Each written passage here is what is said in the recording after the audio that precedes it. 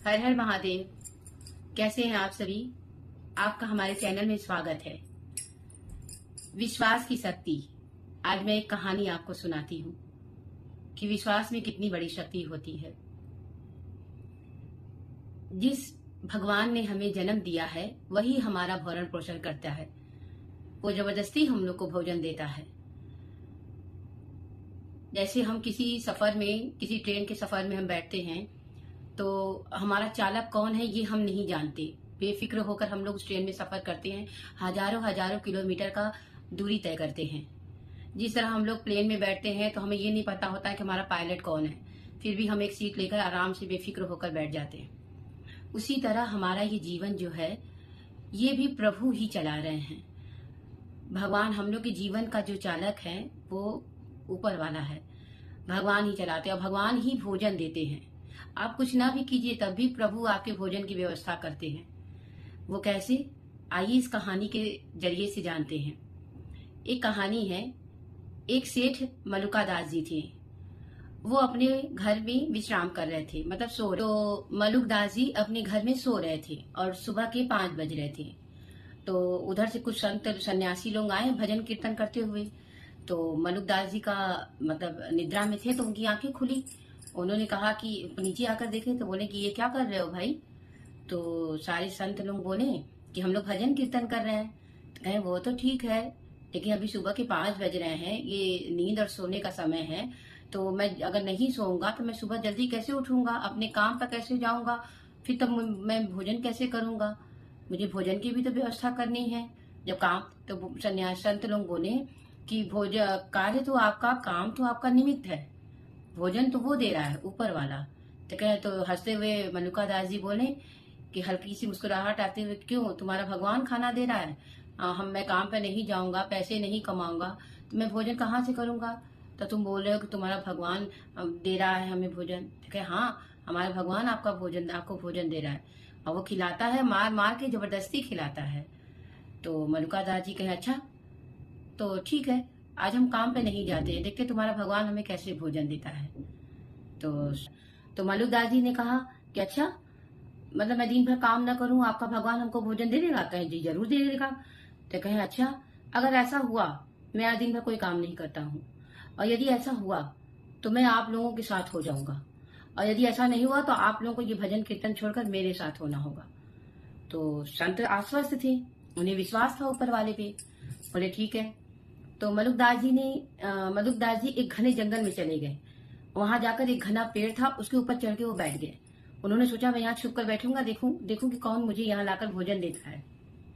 तो जब वो पेड़ पर चढ़ के छुप के बैठे थे तो उधर से, उसी पेड़ के नीचे से कुछ व्यापारी गुजर रहे थे। तो व्यापारी ने घना छाव देखा तो कहा कि, आपस में व्यापारी बात किए कि चलो यहाँ पर थोड़ा देर आराम करके भोजन बनाते हैं और खा पी के तब यहाँ से आगे बढ़ते हैं। तो वो व्यापारी भोजन बनाने लगे, भोजन अच्छे से बनने लगी। तो ऊपर से पेड़ पर बैठा मलुकदास जी बोल रहे थे कि अरे ये क्या हुआ? चलो ठीक है, अगर ये लोग मुझे देख भी लेते मैं खाऊंगा थोड़ी, वैसे तो मैं दिखूंगा नहीं। जैसे ही व्यापारी भोजन बनाकर वो भोजन करने बैठते ही हैं, वैसे ही घोड़ों की आवाज आने लगती है, तुड़ुक तुड़ुक। तो व्यापारी के मन में होता है कि कहीं ऐसा ना हो कि डाकू हो। तो व्यापारी आपस में बात करते हैं कि पहले अभी हम लोग अपने पैसे जो हम लोग के पास है ये बचाते हैं, भोजन तो बाद में भी हम लोग कर लेंगे। तो भोजन बाद में कर लेते, तो व्यापारी वहां से भाग गए। तो वहां पे डाकू आ जाते हैं। तो डाकू लोग देखते हैं कि यहाँ भोजन बना भी गर्मा गर्म। तो डाकू आपस में बात करते हैं कि यहाँ भोजन कौन बना रहा था। तभी उस डाकू के गिरोह का एक व्यक्ति बोलता है कि सरदार, न हो तो पहले भोजन हम लोग कर लेते हैं और फिर हम लोग आगे बढ़ते हैं, लूटपाट तो बाद में भी होती रहेगी। तो सरदार, जो उसका गिरोह का मुखिया था सरदार, वो बोलता है कि नहीं रुको, अभी भोजन बहुत गर्मा गर्म है, इसका मतलब अभी कोई तुरंत बना ही रहा था, तो कहीं ऐसा ना हो कि वो अगल बगल कहीं छिपा हो। तो डाकुओं के आदमी जब देखने लगते हैं तो सब, एक व्यक्ति की नजर पेड़ पर जाती है। पेड़ पर जाती है तो छुप के बैठे रहते हैं मलुकदास जी। तो उनको नीचे उतारा जाता है। तो बोले कि भोजन तुम बनाए हो ना, इसमें कुछ मिलाए हो ना, तो इसका मतलब पहले तुम इसको खाओ। तो मलुकदास जी कहते नहीं मैं नहीं खाऊंगा। तो सरदार ने कहा कि नहीं, भोजन पहले तुम ही करोगे, क्योंकि भोजन में तुमने कुछ मिलाया है, तो पहले तुम भोजन करोगे। तो उसके जबरदस्ती 4 आदमी पकड़ लेते हैं मलुकदास जी को और भोजन जबरदस्ती कराते हैं। तो खाने के बाद सरदार बोलते हैं कि अरे तुम्हें तो कुछ नहीं हुआ, तो तू खाना क्यों नहीं खा रहे थे? तो मलुकदास जी ने कहा कि मलुकदास जी ने पूरा वृतांत सुनाया कि मैं भोजन क्यों नहीं खा रहा था। तब जाके मलुकदास जी ने कहा कि वाह रे भगवान, आप मार मार के खिलाते हो। तो तब उसी समय से मलुकदास जी संत मलुकदास जी बन गए। भगवान के प्रति उनकी आस्था बढ़ गई। तो उस पर एक दोहा है, अजगर करे न चाकरी, पंछी करे न काम, दास मलुका कह गए सबके दाता राम। तो अजगर कोई काम नहीं करता है, उसके पास तो भोजन आ जाता है कि भैया आप खा लो, आपको भूख लगी है। और पंछी कोई काम नहीं करते हैं, मगर भूखे नहीं कभी सोते।